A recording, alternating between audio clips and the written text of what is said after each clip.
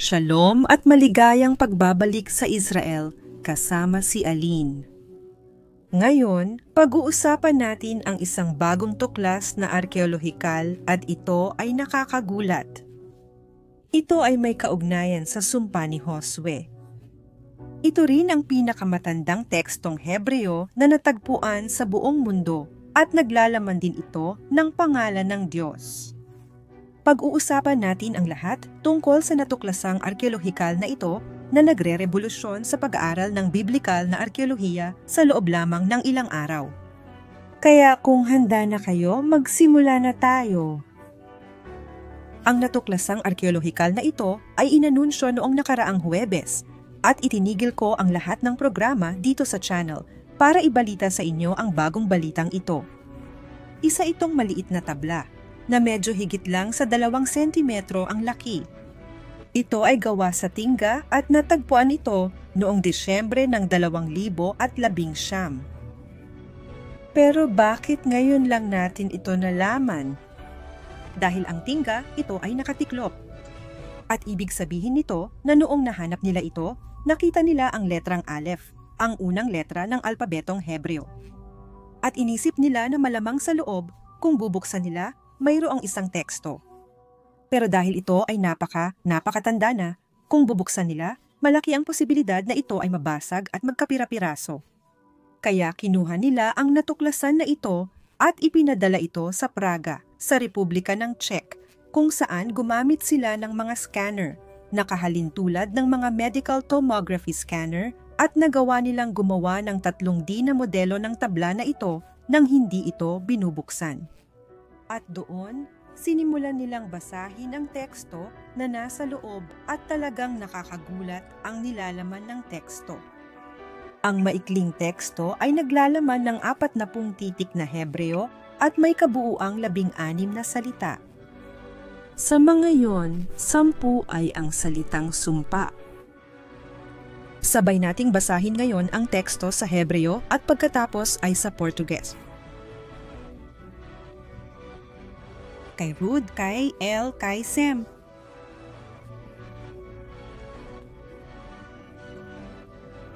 Mukhang ganoon nga. Isinumpa, isinumpa.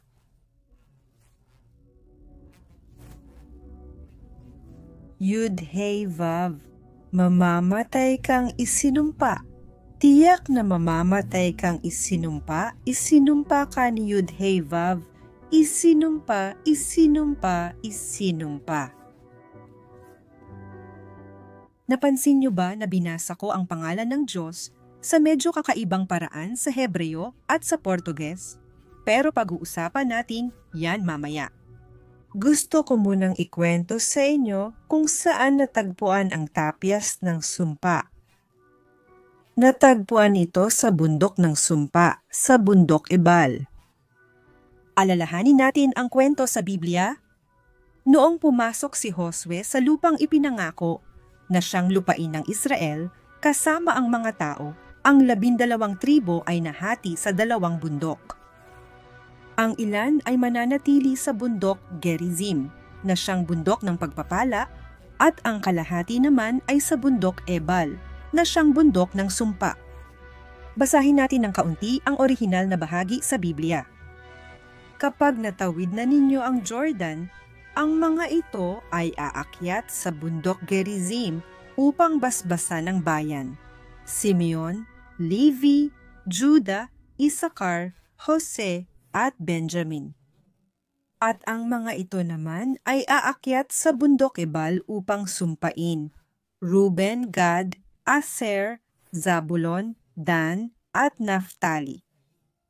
At ang mga Levita ay magpapatotoo sa harap ng buong bayan ng Israel sa malakas na tinig at sasabihin, sumpain ang taong gagawa ng larawang inanyuan o binubo, kasuklam-suklam sa Panginoon, gawa ng kamay ng manggagawa, at ilalagay ito sa isang tagong lugar.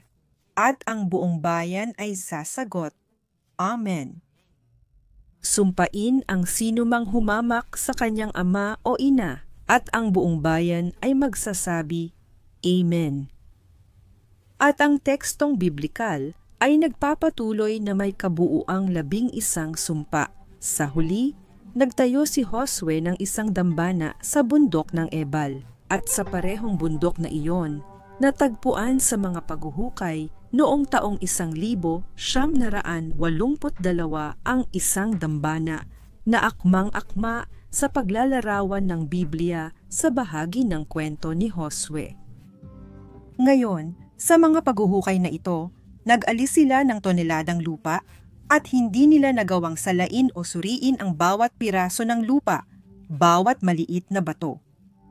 At dahil napakahalaga ng lugar, sa halip na itapon nila ang lahat ng lupang inalis nila na bahagya lang nilang nasuri, nagpasya silang itabi ito sa ibang bahagi ng mismong bundok Ebal at sabihing sa hinaharap ay maaari pa nilang hukayin muli ang lupang iyon at iyon nga mismo ang nangyari. Noong 2019, hinuhukay nila ang natitirang lupa na inalis mula sa tabi ng altar na tinatawag na altar ni Josue. Kaya, ang maliit na tapyas na ito ay natagpuan sa lupang nasa tabi ng altar. Mga kaibigan, ang altar ni Josue at ang teksto ng sumpa ay parehong natagpuan sa bundok Ebal at magkatabi pa. Ang tanong ay, ano ang petsa ng mga ito? Kailan ginawa ang altar at ang tapyas? At ang sagot, pareho silang natukoy na mula mga 3,000 at 200 taon na ang nakalipas mga kaibigan, 1,200 taon bago si Kristo, na siya ring panahon ng paglabas ng mga Hudyo mula sa Ehipto ng 40 taon sa ilang at ng pagpasok sa lupain ng Israel. Kaya ang mga artipakto ay tumutugma pisikal sa paglalarawan sa Biblia, pati na rin ang petsa at syempre ang teksto na talaga namang nakakakuha ng ating pansin dahil ito ay isang sumpa na natagpuan sa bundok ng sumpa. At itong natuklasang arkeolohikal na ito, binabago ba nito ang buong paraan natin ng pag-aaral ng arkeolohiyang biblikal? Bakit? Dahil sinasabi ng mga kritiko ng Biblia na ang mga tao ng Israel ay hindi marunong magbasa at magsulat noong panahon ng Eksodo mula sa Ehipto, kaya ang Biblia daw ay isinulat lang makalipas pa ang mahabang panahon.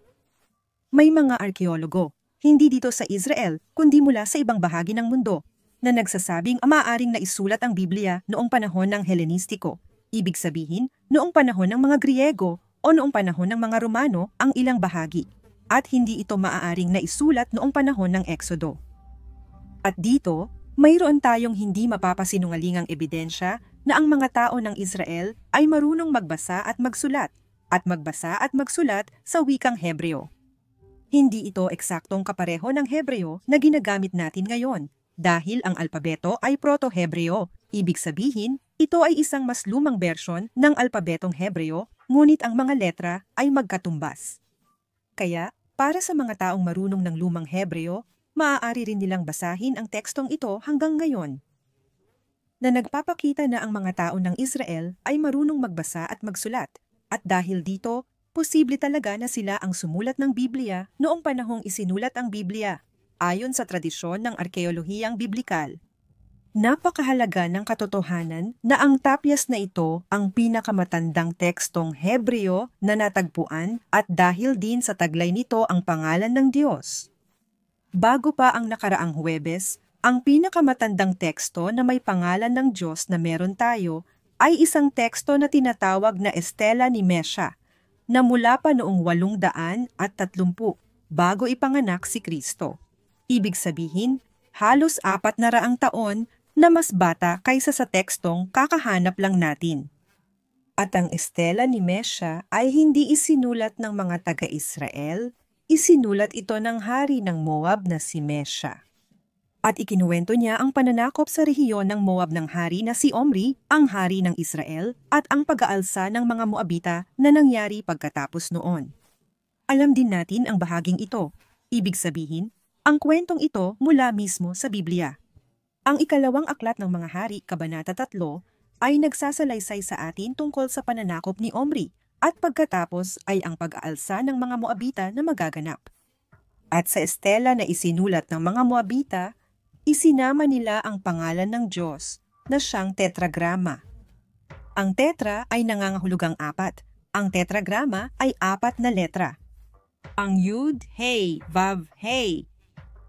Ngayon, sa tekstong ito na nahanap natin, na halos 400 taon na mas nauna ang Estela de Mexa, ang pinakamatandang bersyon na nahanap natin ng pangalan ng Diyos, hindi ito lumalabas bilang personal na tetragrama. 3 letra lang ang lumalabas, ang Yud, ang Re, at ang Vav, wala ang huling Re. Hindi ito nakasulat sa maliit na tabletang ito. Ang tanong ay, bakit? Bakit hindi nila isinama ang buong pangalan ng Diyos? At ang sagot ay, hindi pa rin namin alam mga kaibigan, wala talaga kaming ideya. Napakabago ng natuklasan na ito, literal na ilang araw pa lang itong nailathala. At ang buong pananaliksik ay ilalabas pa lang sa mga susunod na buwan.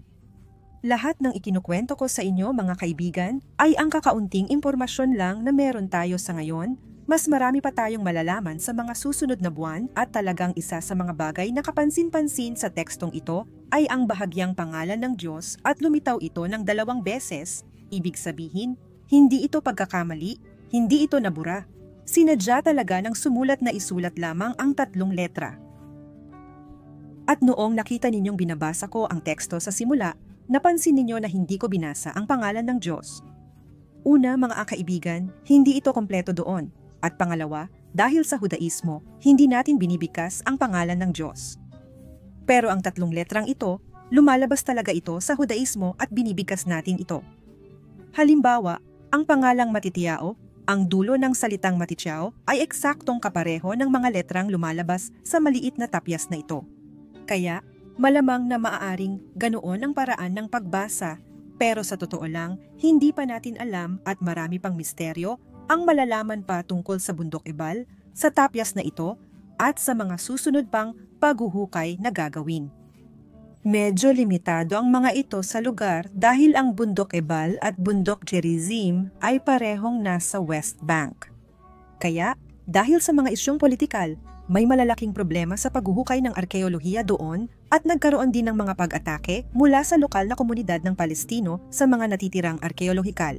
Kasama na rito, noong taong 2020, ninakaw ang ilang bahagi ng mga bato mula sa altar at sa mga pader sa paligid. Kaya, bukod pa sa lahat ng arkeolohiyang biblikal at lahat ng misteryong mayroon tayo, mayroon pa ring mga tensyong politikal sa lugar na ito na pumipigil para magawa ang mga paghuhukay ng arkeolohiya ng lubos na malaya. Pero talaga, ang maliit na tabletang ito, na may 2 sentimetro, ay nagdudulot ng revolusyon sa paraan natin ng pagtingin sa arkeolohiyang biblikal. Ang pangalan ng Diyos, ang petsa at ang kaalaman na noon pa man ay marunong lang magbasa at magsulat ang mga Hudyo, ay tumutugma sa paglalarawan sa Biblia ng kwento sa Deuteronomyo at sa aklat ni Josue. Ibig sabihin, marami pang bagay ang malalantad at lahat ng bagong tuklas sa arkeolohiya na talagang mahalaga ay ibabahagi namin sa inyo dito sa channel. Sana nagustuhan ninyo ang bagong balitang ito na kagagaling lang. Kung gusto ninyong malaman pa ang tungkol sa arkeolohiyang biblikal dito sa Israel, mga lakbay at kasaysayan, huwag kalimutang mag-subscribe dito sa channel dahil malapit na tayong umabot ng 1,000,000 subscribers at magdadaos tayo ng isang masayang selebrasyon dito sa channel at may malaking sorpresa rin para sa inyo. Isang malaking halik para sa inyong lahat. Salamat sa pag-subscribe at panonood at magkikita tayo sa susunod.